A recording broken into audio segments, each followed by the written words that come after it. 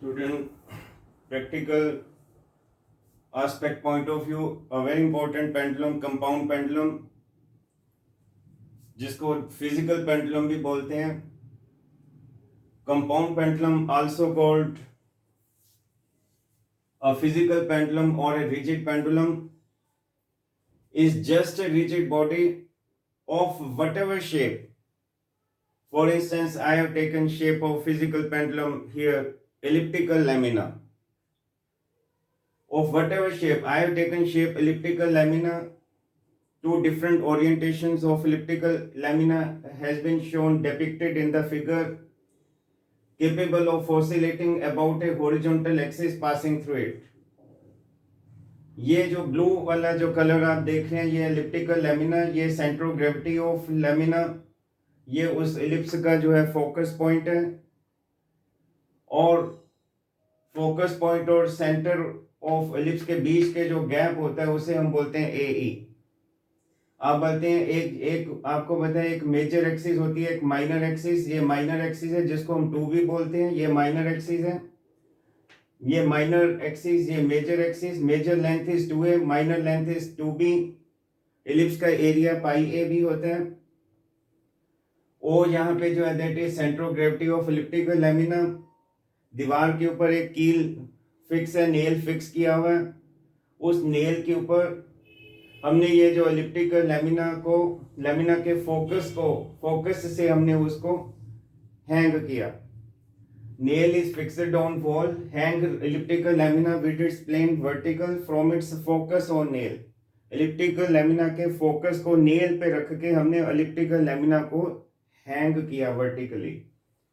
Center of gravity of lamina is exactly, this is center of gravity of lamina, this is suspension point. यहीं पे nail है, suspension point के बिल्कुल vertically नीचे centre of gravity है. ये normal figure है. So figure shows vertical section of elliptical lamina free to rotate about a horizontal axis passing through center of suspension F1 or capital S. In normal position of rest, its center of gravity O naturally lies vertically below F1. The distance between capital F1 यानी suspension point and O यानी center of gravity of lamina gives you length of pendulum. So length of pendulum means distance between suspension point and center of gravity of pendulum. और m जो है that is mass of elliptical lamina. Little g stand for acceleration due to gravity. Weight always that's vertically downward. Student, अब इस elliptical lamina को हमने ऐसे रखा था, इसको ऐसे एंगुलर डिस्प्लेसमेंट दिया, स्मॉल एंगुलर डिस्प्लेसमेंट. ये नई पोजीशन है एलिप्टिकल लेमिना की. ये सस्पेंशन पॉइंट है, और जब मैंने इसको एंगुलर डिस्प्लेसमेंट दिया काउंटर क्लॉकवाइज डायरेक्शन में, तो ये फिगर बन गई. और ये जो centre of gravity of ellipse है वो अब लेमिना का वो यहाँ पे आ गया O dash. O dash is new position of centre of gravity of this elliptical lamina. और यहाँ से एक परपेंडिकुलर ड्रॉ किया, ये 90 डिग्री, और ये एंगल, ये राइट एंगल ट्रायंगल बन गया. एंगल के सामने perpendicular. This is suspension point, this is centre of gravity. ये न्यू फिगर, न्यू ओरिएंटेशन में. ये लेंथ ऑफ पेंडुलम, ये भी लेंथ ऑफ पेंडुलम. ये पुरानी पोजीशन है, ये नई पोजीशन में. लेंथ ऑफ लेंथ ही है. अब यहाँ पे ये कितना आ जाएगा, एंगल के सामने परपेंडिकुलर. अगर ये एल है तो परपेंडिकुलर के साथ हमेशा क्या आता है, साइन थीटा. तो अगर ये एल है तो ये l sine theta. Student, m g जो है that weight always acts vertically downward. अब ये एंगुलर डिस्प्लेसमेंट दिया मैंने खुद, एक्सटर्नल एजेंसी ने टॉर्क दिया, टर्न किया उसको, हल्का सा उसको बेंड किया, रोटेट किया, और mg और पकड़ यहाँ पे मैंने उसे पकड़ लिया और उसको छोड़ दिया. तो ये mg का जो देखिए mg की लाइन ऑफ एक्शन, mg की लाइन ऑफ एक्शन की परपेंडिकुलर डिस्टेंस, mg की लाइन ऑफ एक्शन की परपेंडिकुलर डिस्टेंस इस सस्पेंशन पॉइंट से, mg की लाइन ऑफ एक्शन की परपेंडिकुलर डिस्टेंस इस सस्पेंशन पॉइंट से कितनी है, l sin थीटा. और आप जानते हैं टॉर्क क्या होता है, force into force arm. Torque का दूसरा नाम क्या होता है, मोमेंट ऑफ फोर्स. तो ये mg को कहते हैं direct the force about the point about which you want to find torque. तो mg को डायरेक्ट किया इसके अबाउट, तो ये देखो ये डायरेक्शन क्या बनेगी, क्लॉकवाइज। मैंने इसको एंटी क्लॉकवाइज ऐसे एंटी क्लॉकवाइज टॉर्क दिया था, लेकिन mg का जो टॉर्क सस्पेंशन पॉइंट के अबाउट इसको रिस्टोरिंग देगा, यानी ओरिजिनल पोजीशन पे वापस लाएगा, तो ऑसिलेशन स्टार्ट हो जाएंगी। So mg acting vertically downward at O dash and its reaction about S constitute a couple or a torque tending to bring pendulum back into its original position. Obviously, moment of this restoring couple क्या होगा, force into force arm। force तो mg है और इस mg की line of action ये है, उसकी perpendicular distance इससे कितनी होगी, ये कितनी, L sin थीटा। और ये माइनस इसलिए क्योंकि ये डायरेक्शन आप देखिए, जब हमने mg को s के अबाउट डायरेक्ट किया तो डायरेक्शन क्लॉकवाइज है, क्लॉकवाइज की वजह से नेगेटिव साइन है। So negative sign indicate couple is oppositely directed to displacement theta, theta in anti clockwise.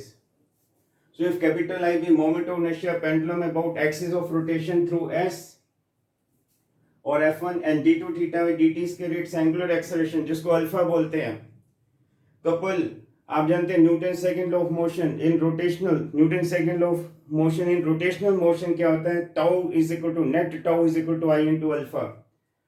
whatever role is played by mass in linear motion, same role is played by moment of inertia in rotational motion। तो I moment of inertia d2 theta by dt square is angular acceleration, और ये net torque हो गया which is equal to, अभी बताया था कितना है, minus mg into L sine theta. आप जानते हैं साइन थीटा की फॉर्म क्या होती है, थीटा माइनस थीटा की हुई 3 factorial plus theta to power 5 और 5 factorial if theta is small, क्योंकि स्मॉल एंगुलर एम्पलीट्यूड के लिए ऑसिलेशन जो होंगी, स्मॉल एंगुलर एसएचएम, तभी एंगुलर एसएचएम को बोला जाएगा अगर थीटा इज स्मॉल, क्योंकि थीटा स्मॉल होगा तो ये हायर टर्म नेग्लेक्ट हो जाएंगे, sin theta is theta. Therefore I d2 theta में dt square equal to minus mgl और sin थीटा की जगह थीटा, देयरफॉर d2 थीटा में dt square equal to minus mgl और I थीटा। और angular standard angular SHM का format क्या होता है, d2 थीटा में dt square is alpha which is equal to minus omega square theta. ये standard SHM की second order differential equation. Angular SHM की सेकंड ऑर्डर डिफरेंशियल इक्वेशन क्या होती है, we know alpha is minus omega square theta, minus का मतलब alpha is directed opposite to theta, theta anti clockwise, alpha clockwise, यही SHM का condition होता है। Minus sign is very important, theta की single power is important, alpha is proportional to minus theta, this is stringent condition for any SHM to be said to be angular SHM. Comparing to omega square is mgl by I, therefore omega is root mgl over I। Symbol have the standard meaning। L अभी बोल दिया था length of pendulum, I is moment of inertia of given elliptical lamina about an axis passing through S। This is axis of rotation। तो student time period जो है that is 2 pi over omega, और omega अभी हमने work out किया था इसके root mg capital M little g little l और I जो है that is moment of inertia of elliptical lamina about suspension point, जो कि यहाँ पे focus of ellipse है, और length जो है that is always measured, that is length is always of, the length is distance between center of mass of ellipse and suspension point which is little a यहाँ पे eccentricity है, small a जो है semi major axis है। So let us find moment of inertia of an elliptical lamina of mass capital M, semi major axis 2a and semi major a and semi minor b, major length 2a, minor length 2b। So let us find moment of inertia of elliptical lamina about its major axis। उसके लिए हमें क्या करना होगा, हमें एक thin strip select किया हमने जिसकी विड्थ dx है, जिसकी लेंथ 2y है, ये y और ये y। So let us consider thin strip of width dx at a distance x from the center, ये सेंटर है, और इस स्ट्रिप की लेंथ जो है 2y है, विड्थ dx है। नेचुरली ये रेक्टेंगुलर स्ट्रिप का जो एरिया क्या होगा, this 2y into dx। So let sigma be mass per unit area of ellipse as you know pi a b, और mass of ellipse is capital M, तो pi a B के corresponding मास जो है capital M है। इस ratio को हमने sigma बोल दिया, सिग्मा यूनिफॉर्म है, कांस्टेंट है। Mass of this element is, तो इस एलिमेंट का कितना मास होगा, ये एलिमेंट का एरिया है, ये एलिमेंटल एरिया। मुझे अब एलिमेंटल मास पर जाना है। एलिमेंटल मास का होता है मास ऑफ स्ट्रिप, तो इस स्ट्रिप का मास जो है वो एलिमेंटल मास है। तो एलिमेंटल मास कितना हो जाएगा, सिग्मा को इस एलिमेंटल एरिया से मल्टीप्लाई कर देंगे, तो सिग्मा को इस एलिमेंटल एरिया से मल्टीप्लाई करोगे तो ये एलिमेंटल मास आ जाएगा। And its moment of inertia about major axis is, और इस रेक्टेंगुलर स्ट्रिप का moment of inertia about major axis, यानी ये एक्सिस ऑफ रोटेशन, इस रेक्टेंगुलर स्ट्रिप का मोमेंट ऑफ इनर्शिया इस एक्सिस के अबाउट, और ये एक्सिस इस 2y के परपेंडिकुलर है, ये एक्सिस इस 2y के परपेंडिकुलर है, लेकिन ये एक्सिस dx के पैरेलल है, और वो रोल मोमेंट ऑफ इनर्शिया में प्ले करता है जो एक्सिस ऑफ रोटेशन के परपेंडिकुलर हो, यानी 2y। So role is played by 2y in moment of inertia. So moment of inertia of this rectangular strip about an axis, major axis, which is perpendicular to 2y. तो आप जानते हैं rectangular lamina का moment of inertia क्या होता था, mass of lamina into square of that dimension which is perpendicular to axis of rotation divided by 12। तो mass of strip कितना है, मास ऑफ लैमिना ये है, और वो डायमेंशन का स्क्वायर जो कि इस मेजर एक्सिस के परपेंडिकुलर है व्हिच इज 2y, तो 2y का होल स्क्वायर डिवाइडेड बाय 12, तो ये आ गया, इसको बोल दिया di का होता है elemental moment of inertia. Student ellipse की जनरल इक्वेशन होती है x स्क्वायर और a square plus y square और b square equal to 1। So this is equation of ellipse. तो हमें यहाँ से y वर्कआउट कर लिया, सब्स्टिट्यूट एंड इंटीग्रेटिंग। सो हमें total moment of inertia ellipse का निकालना, तो इंटीग्रेट कर देंगे इस di को, और ये di की वैल्यू मैंने इनकॉर्पोरेट किया, लिमिट आ जाएगी, ये स्ट्रिप एक बार हम इधर रखेंगे लेफ्ट साइड, एक बार इधर, जब ये स्ट्रिप इधर होगी तो माइनस ए, जब ये स्ट्रिप इधर होगी तो प्लस ए, तो माइनस ए से ए, और y की जगह मैंने ये सब्स्टिट्यूट कर दिया, और ये अंडर रूट की वजह से हाफ और ये 3, और constant are pulled outside the integration.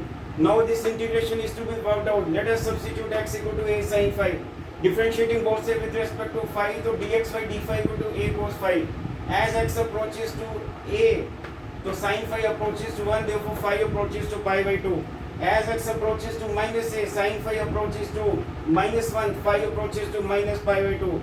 So consequently elliptical lamina का moment of inertia about major axis is equal to ये कांस्टेंट इंटीग्रल माइनस a के corresponding minus pi by 2, a के corresponding pi by 2, 1 minus x square, और x की जगह ये रख दिया divided by a square whole raise to power 3 by 2, dx की जगह आप क्या लिखेंगे a cos phi d phi। तो ये कांस्टेंट इंटीग्रल a स्क्वायर से a स्क्वायर कैंसिल, और 1 minus sin square phi is cos square phi, और cos स्क्वायर phi की पावर 3 बाय 2, तो cos cube phi, cos cube phi into cos phi, cos raise to power 4 phi, बाकी चीजें बाहर आ गई constant, और ये 2/3 आप जानते हैं ये इवन फंक्शन है, और इवन फंक्शन में डबली फैक्टर आता है, डबली फैक्टर जब ये लिमिट माइनस पाई बाय 2 को पाई बाय 2 को माइनस पाई बाय 2 से पाई बाय 2 को 0 से, sorry this is pi by 2, minus pi by 2 से पाई बाय 2 को लिमिट को 0 से पाई बाय 2 जब बनाते हैं इवन फंक्शन में डबली फैक्टर आ जाता है। तो अब मुझे ये इंटीग्रल वर्कआउट करना है, cos से cos 5 whole raise to power 4 d phi with in limit 0 to pi by 2।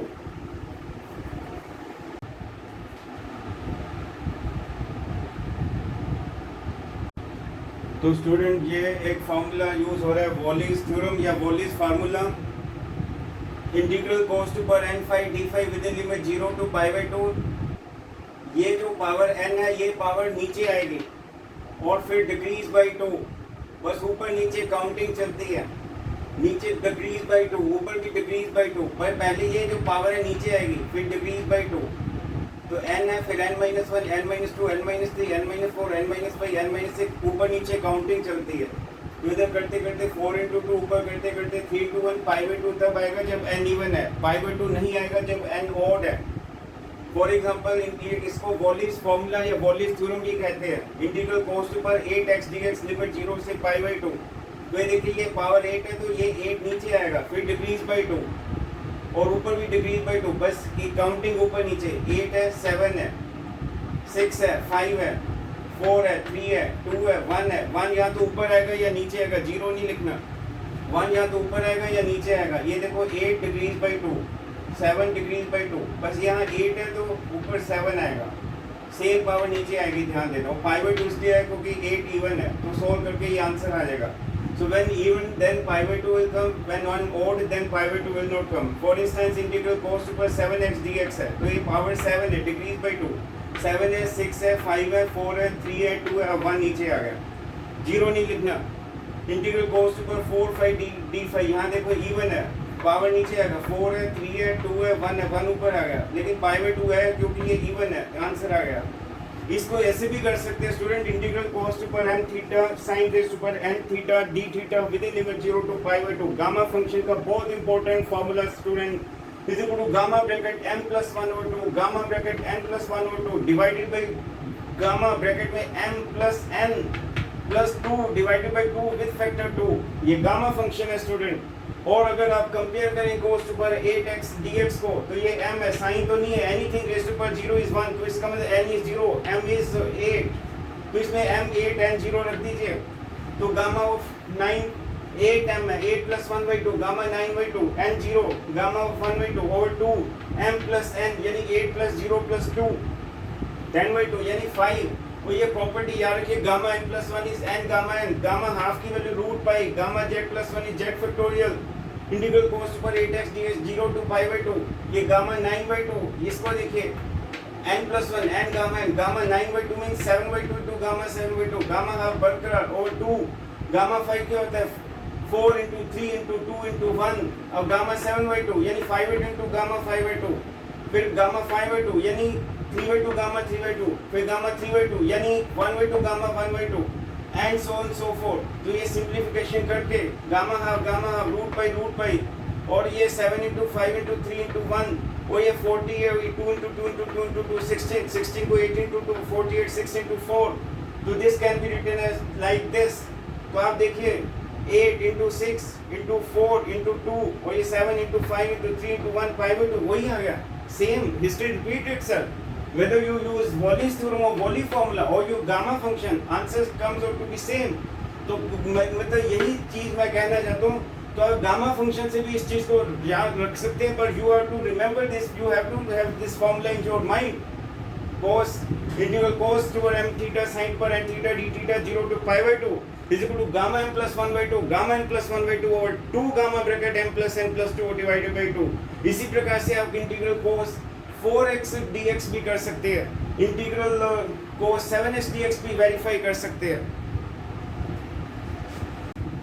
तो स्टूडेंट इंटीग्रल cos पर m थीटा sin पर n theta d theta with in limit 0 to π/2, just I was telling you. अगर integral cos पर 7x dx ये वॉलिस theorem या Wallis formula से बताया था, इस स्टूडेंट ने कहा सर गामा फंक्शन से इसको प्रूव करिए, तो इसको कंपेयर कर लो, इसको m की वैल्यू 7 है, n की वैल्यू 0 क्योंकि एनीथिंग रेज़ पर 0 इज 1, तो m यहाँ पे 7 रख दीजिए, n यहाँ पे 0 रख दीजिए, ये आ जाएगा। और gamma 4 is 3 into 2 into 1, gamma half is root pi, gamma 9/2 is 7/2 into gamma 7/2, फिर gamma 7/2 is 5/2 into gamma 5/2, gamma 5/2 is 3/2 into gamma 3/2, gamma 3/2 is 1/2 into gamma 1/2, gamma 1/2 is root pi, ये कैंसिल, वो ये 2 से 2 कैंसिल, ये 2 into 2 into 2 ऊपर चले गए। अब आप ये देखिए 8 को 4 into 2 लिख दिया, और ये बाकी सब ये वही चीज़ तो हो गई। ये देखो ये 4 तो एज इट इज 2 into 3 6 हो गया, और ये 4 और ये 2 तो वही तो हो गया ना, पावर सेम पावर जो है नीचे, फिर काउंटिंग ऊपर नीचे चलती है, एक एक कम 7 6 5 4 3 2 1। मैंने कहा था 0 कभी आएगा, यहाँ 1 नीचे आएगा, यहाँ 1 ऊपर आएगा, तो जस्टिफाई तो हो रहा है। इसी तरीके से क्योंकि मुझे इस एलिप्टिकल लैमिना में मोमेंट और इनर्शिया निकालना था, इंटीग्रल cos पर 4x dx जो है ये 4 नीचे आ गया और ऊपर 3 एक कम, फिर नीचे एक कम 2, फिर एक कम 1 ऊपर आ गया, और इवन है तो π/2 आएगा, ओड में π/2 नहीं आएगा, ये आंसर आ गया। किसी ने कहा गामा फंक्शन से प्रूव करो, यही चीज आ जाएगा। कंपेयर करो m की वैल्यू 4 n की वैल्यू 0, और m यहाँ 4 रख दीजिए, यहाँ 0 रख दीजिए, ये हो जाएगा। ये गामा 5/2 गामा 1/2, ये गामा 3 हो गया, gamma 3 2 into 1, gamma 5/2 is 3/2 gamma 3/2, gamma half as it is, gamma 3/2 is half gamma half, gamma half gamma root by, ये 3/4 3/16, ये हुआ तो ये स्केल पॉइंट पे सच एक है, सच कायम दायम है, सच का प्लूरल नहीं होता। और अब देयरफॉर एलिप्टिकल लैमिना का मोमेंट और इनर्शिया और मेजर एक्सिस, ये हमने आपको बताया था, ये चीज़ था। साथ में इंटीग्रल cos पर 4 5 d5 लिमिट 0 से π/2 था, जिसको मैंने काफ़ी डिटेल में बताया 3π/16। सिंप्लीफाई करके ये आ गया। ए बी बी क्यू को ऐसे लिख सकते हैं, बी स्क्वायर टू बी, और सिग्मा पाई ए बी क्या था, मास ऑफ एलिप्टिकल लैमिना, वो ये बी स्क्वायर रूट 4। इसका एलिप्टिकल लैमिना का मोमेंट और इनर्शिया मेजर एक्सिस के अबाउट क्या आएगा, capital M mass of elliptical lamina into b square यानी सेमी माइनर एक्सिस का स्क्वायर डिवाइडेड बाई 4। इसी तरीके आई सफिक्स माइनर क्या आ जाएगा, capital M into a square over 4। तो student moment of inertia of elliptical lamina about minor axis, just I was telling you I suffix minor is capital M a square by 4. Therefore moment of inertia about an axis passing through center of gravity and perpendicular to plane of lamina। जो axis centre से पास होती है वो neutral axis होती है, लेकिन जो axis centre से भी पास हो और लेमिना के प्लेन के परपेंडिकुलर हो वो यूनिक एक्सिस होती है। तो now I am talking about to work out expression of moment of inertia of elliptical lamina about unique axis, and that is obtained with the help of a theorem known as perpendicular axis theorem. Stoiner was the name of scientist who gave two theorem of perpendicular axis as well as theorem of parallel axis. So this result of moment of inertia of elliptical lamina about unique axis, I mean to say moment of inertia of elliptical lamina about an axis passing through CG and normal to plane of lamina is obtained by perpendicular axis theorem, which is sum of moment of inertia of elliptical lamina about minor and major. Therefore moment of inertia about parallel axis passing through focus, ये मुझे इस axis के बहुत निकालना है। ये axis, ये जो सर्कल है और बीच में डॉट डाला हुआ है, इसका मतलब ये दो एक्सिस है। दिस इज वन एक्सिस, ये एक्सिस आर पार है ऐसे, ये एक्सिस है, ये एक्सिस लैमिना के प्लेन के परपेंडिकुलर है, ये भी लैमिना के प्लेन के परपेंडिकुलर लेकिन पासिंग थ्रू F1, ये भी लैमिना के प्लेन के परपेंडिकुलर लेकिन पासिंग थ्रू CG। ये वो एक्सिस है जो यूनिक एक्सिस है। न्यूट्रल एक्सिस तो ये है ही है, ये भी न्यूट्रल एक्सिस है। ये माइनर एक्सिस, ये न्यूट्रल एक्सिस, ये न्यूट्रल एक्सिस, लेकिन ये एक्सिस न्यूट्रल भी है साथ साथ यूनिक भी है क्योंकि ये CG के थ्रू पास हो रही है और इस प्लेन के परपेंडिकुलर है और ये दोनों एक्सिस आपस में पैरेलल है और फोकस की डिस्टेंस CG से जो होती है little a into little e stand for eccentricity of ellipse. आपको ये रिजल्ट याद होना चाहिए। अगर ये ग्रेटर देन b है, जनरल इक्वेशन ऑफ इलिप्स तब ये होता है और eccentricity b square equal to a square into 1 minus little square. Student eccentricity ellipse में हमेशा 1 से कम होता है बट ग्रेटर देन 0। यही जो होता है फोकस की जो डिस्टेंस होती है इलिप्स के सेंटर से, और यहाँ पे इलिप्स का सेंटर यानी centre of gravity of elliptical lamina. तो स्टूडेंट पैरेलल एक्सिस थ्योरम देखिए क्या, what is parallel axis theorem? Moment of inertia of this elliptical lamina about suspension about an axis passing through suspension point, क्योंकि elliptical lamina दीवार पे कील लगी हुई है, उस नेल पे elliptical lamina के फोकस को रख के उसको हैंग किया हुआ है और ऑसिलेट करवा दिया और टाइम पीरियड उम्मीद लगा रहे हैं कि क्या होगा। देखिए स्टूडेंट, अभी हम मोमेंट ऑफ इनर्शिया तो निकालने, टाइम पीरियड तो बाद की बात है। सो moment of inertia of elliptical lamina about an axis passing through F1 is equal to sum of moment of inertia of elliptical lamina about unique axis and product of mass of lamina into square of perpendicular distance between the two axes, which is little a।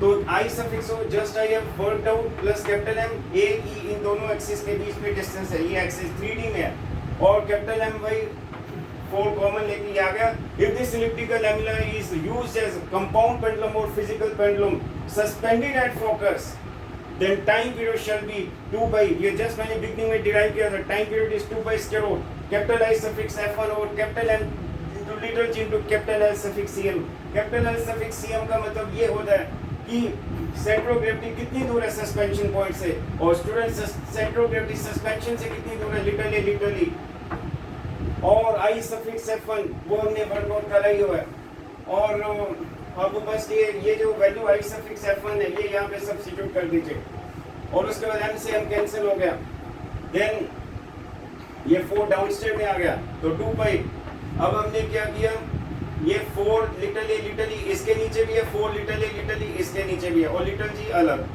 और ये अलग हो गया और ये 4 से 4 cancel, ये little ई ये तो हम जानते हैं। This is what is this is length of pendulum. What is length of pendulum? Distance between suspension point and centre of gravity.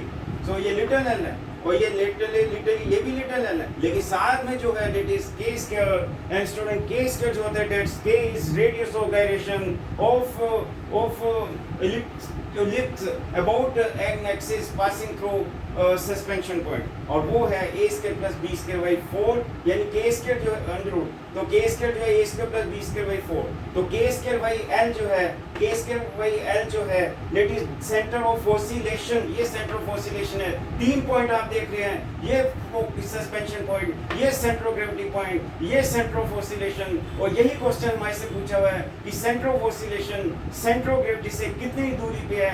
Elliptical lamina को अगर ट्रीट करें, अगर वो ट्रीटमेंट लगाएं कि elliptical lamina is used as a physical pendulum और compound pendulum, history repeat itself, तो centre of oscillation centre of gravity से कितनी दूरी पे आएगा, k स्क्वायर बाई l। तो ये इक्विवेलेंट एक सिंपल पेंडुलम की तरह भी ट्रीट कर सकते हैं, यानी टोटल जो पेंडुलम की जो ये सस्पेंशन पॉइंट और ऑसिलेशन पॉइंट के बीच में जो फासला होता है उसे बोलते हैं लेंथ ऑफ पेंडुलम। सो इस compound pendulum treated as elliptical lamina को अगर मैं सिंपल पेंडुलम की तरह ट्रीट करूं तो जो इक्विवेलेंट लेंथ है that is literally plus this little a square plus b square 4a I mean to say l plus k square by l। और ये हमने बार पेंडुलम में भी हमने ये देखा था, यही एक्सप्रेशन कंपाउंड पेंडुलम में फिजिकल पेंडुलम में आता था और वही हिस्ट्री रिपीट हुई। लेकिन ये जो k square by l है, this is distance of oscillation point from the centre of gravity of elliptical lamina where k square is a square plus b square by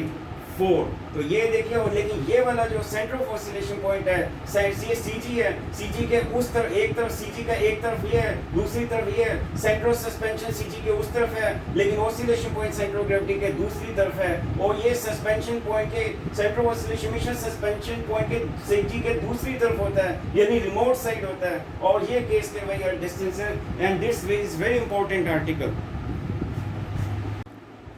तो student, if we invert the pendulum, hang it from F2, पहले हमने F1 पे hang किया था elliptical lamina के, F1 focus को nail पे रखा था और हैंग किया था। अब हम पहले ये सस्पेंशन पॉइंट था, ये ऑसिलेशन पॉइंट था। अब हमने एलिप्स के आपको पता है 2 फोकस होते हैं, दोनों फोकस सेंटर से AE डिस्टेंस होते हैं, दोनों फोकस कॉन्जुगेट फोकाई है, फोकाई फोकस का प्लूरल होता है। अब ये डिस्टेंस AE है तो ये डिस्टेंस भी AE है, और हम प्रूव करेंगे कि centre of suspension and centre of oscillation are interchangeable. पहले ये सस्पेंशन था, ये ऑसिलेशन था, अब मैं इसको सस्पेंशन बनाऊंगा और आप देखेंगे जब ये सस्पेंशन था तो ऑसिलेशन सेंटर ऑफ ग्रेविटी के दूसरी तरफ था, सस्पेंशन इस तरफ, ऑसिलेशन इस तरफ। अब ये सस्पेंशन इस तरफ तो ऑसिलेशन इस तरफ। तो ऑसिलेशन सस्पेंशन पॉइंट हमेशा सेंटर ऑफ ग्रेविटी से अलग अलग साइड पे होते हैं, एक इस साइड तो दूसरा दूसरी साइड। तो if we invert pendulum, hang it from F2, तो स्टूडेंट देखिए d डैश तब क्या आ जाएगा, 2 by square root I suffix F2, यानी moment of inertia of lamina about an axis passing through F2 divided by capital M little g L dash. L dash तो L ही है क्योंकि दोनों फोकस सेंटर ऑफ ग्रेविटी से बराबर दूरी पे है, तो L डैश इज L। और I suffix F2 हम जानते हैं mk square plus m L dash square, और of course L dash is L। a radius of gyration किसका, इलिप्टिकल लैमिना का, किस एक्सिस के about an axis passing through CG। तो ये आ जाएगा 2 by root k इसके L डैश की वैल्यू L रख दीजिए, तो ये आ जाएगा। और कहने का मतलब ये सेंटर ऑफ ऑसिलेशन है पेंडुलम का विद रिस्पेक्ट टू S1, और ये सेंटर ऑफ ऑसिलेशन है पेंडुलम का विद रिस्पेक्ट टू S2। और चाहे हम S1 से हैंग करें या S2 से हैंग करें, टाइम पीरियड दोनों में सेम ही आएगा, यही है, पहले भी यही कहा था। So the center of suspension and oscillation are interchangeable. Why? Because time period in both cases are same, and we find F1 O1 is equal to S1 O1, F2 O2 is equal to S2 O2, और ये आपस में बराबर है। Thus there are 4 points in all, 1 2 3 4। Thus there are 4 points in all widely cut, ये VH French word है, widely cut का मतलब namely S1 O1 S2 and O2 collinear with the center of gravity of pendulum, collinear उसी line में है, collinear with center of gravity of pendulum about which time period is same। इनको हम conjugate points भी बोलते हैं, S1 O2 O1 S2, these are conjugate points। conjugate points वो होते हैं जिनकी सेंटर ऑफ ग्रेविटी से तो डिस्टेंस अलग अलग होती है लेकिन टाइम पीरियड सेम होता है। आप O1 S1 की बात करिए, S1 CG से ज्यादा दूर है लेकिन O1 CG से कम दूर है, लेकिन टाइम पीरियड सेम है। अब इसकी बात करिए O2 S2 की, S2 CG से ज्यादा दूर है लेकिन O2 CG से कम दूर है, लेकिन टाइम पीरियड सेम आएगा। आप ग्राफ देखेंगे तो व्हाट आर कंजुगेट पॉइंट्स जिनकी डिस्टेंस CG से अलग अलग होती है but time period is same. There are how many points, 4 points जिनको हम कंजुगेट पॉइंट्स बोलते हैं। The centre of oscillation lies at a distance of k² by L from CG। on line S1 G on side remote from center of oscillation, S1 से remote side पे, ऐसे O2 S2 से remote side पे. So अगला है maximum minimum time period of compound pendulum. ये formula भी मैंने जनरल फॉर्मूला बन चुका है. स्केलिंग बोर्ड से तो ये आ गया और इसको तरीके से लिख लिया डिफरेंशिएटिंग बोर्ड से with respect to L T square का डेरिवेटिव चेन रूल लगा लेंगे तो 2t dt by dl ये आ जाएगा. k square constant 1 by L का derivative minus 1 by L square with respect to L कर रहे हैं और L का derivative with respect to L 1 हो जाएगा. Time period will be maximum और मिनिमम. आपको पता है कोई मैक्सिमम मिनिमम आप चैप्टर जानते हैं, कभी भी कोई चीज मैक्सिमम मिनिमम तो फर्स्ट ऑर्डर डेरिवेटिव जीरो. ये चीज तो फाइनाइट है, इसको ये चीज को जीरो होना पड़ेगा क्योंकि zero into finite is zero.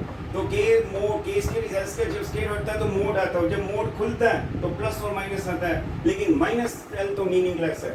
तो एल की वैल्यू के आ गई और सेकंड ऑर्डर डेरिवेटिव करेंगे दोबारा तो minus k square L square का derivative with respect to L minus 2 L cube 1 का डेरिवेटिव जीरो तो माइनस माइनस प्लस तो पॉजिटिव आ गया. और जब भी सेकंड ऑर्डर डेरिवेटिव पॉजिटिव हो फर्स्ट ऑर्डर मैक्सिमा पे सॉरी मिनिमा पे क्या होता है आप देखिए. मिनिमा ये कर्व ऐसे समझा रहा हूँ, ये मिनिमा है. यहाँ पे आप देखिए स्लोप क्या नेगेटिव, यहाँ पे स्लोप देखिए पॉजिटिव, यहाँ पे स्लोप नेगेटिव, यहाँ पे स्लोप जीरो. तो नेगेटिव से जीरो से पॉजिटिव इसका मतलब स्लोप जो है वो इंक्रीज हो रही है. यानी second order derivative tells you nature of slope, second order derivative tells you slope of slope, first order derivative tells you slope. तो सेकंड ऑर्डर डेरिवेटिव जब भी पॉजिटिव आए तो वो मिनिमा की पहचान है सेकंड ऑर्डर डेरिवेटिव, क्योंकि नेगेटिव से जीरो से पॉजिटिव स्लोप बढ़ रही है. ओके और so t is minimum L when L is K.